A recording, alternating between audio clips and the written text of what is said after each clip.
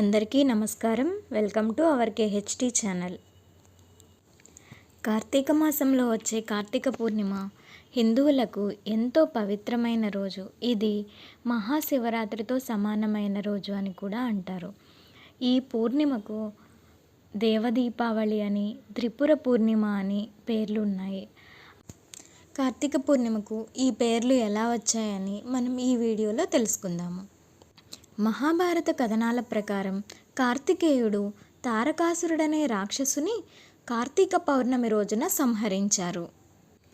ప్రజలను నానా రకాలుగా హింసిస్తున్న తారకాసురుడు ఇక లేడన్న సంతోషంతో ప్రజలంతా దీపాలతో సంబరాలు చేసుకున్నారు. అందువల్లనే దీనిని దేవదీపావళి అని కూడా పిలుస్తారు. 1000 ఏళ్ల రాక్షసుల పాలన అంతరించిన శుభ సందర్భంగా మహాశివుడు తాండవం చేశాడని పురాణాలు చెప్తున్నాయి. కార్తీక మాసం అన్నది ఇటు శివునికి అటు విష్ణుమూర్తికి కూడా చాలా ఇష్టమైన మాసం. కావున మానవాళి వారిని కొలిచి తరిస్తే వారి శుభానుగ్రహం పొందడానికి తగిన మాసమని పురాణాల ప్రాశస్త్యం. ఈ కార్తీక పౌర్ణమికి త్రిపుర పూర్ణిమ అని కూడా పేరు ఉంది. అది ఎలాగో చూద్దాం. తారకాసురుని 3 కుమారులు బ్రహ్మను మెప్పించి ఎక్కడికైనా స్వేచ్ఛగా తిరగగలిగే 3 పురాలను వరంగా పొందారు. ఎవరి వల్ల మరణం లేకుండా వరం కోరారు. అది కుదరదన్నారు బ్రహ్మగారు.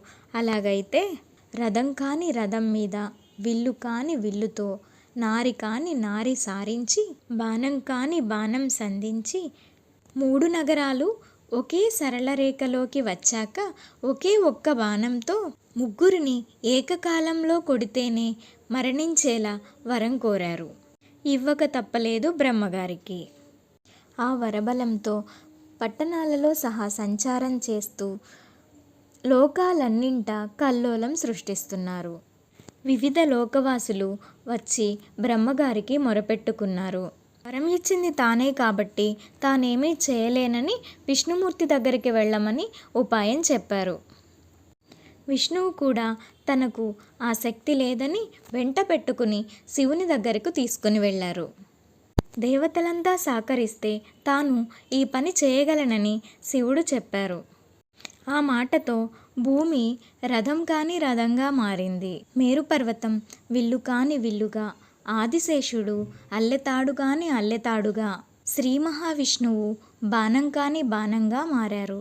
వీరందరి సహకారంతో శివుడు త్రిపురాసులను సంహరించాడని, అందుకే త్రిపుర పూర్ణిమ అని పేరు వచ్చిందని పురాణాల కథనం. ఈ వీడియో కనుక మీకు నచ్చినట్లయితే లైక్ చేయండి, షేర్ చేయండి, సబ్స్క్రైబ్ చేయండి. Thank you for watching.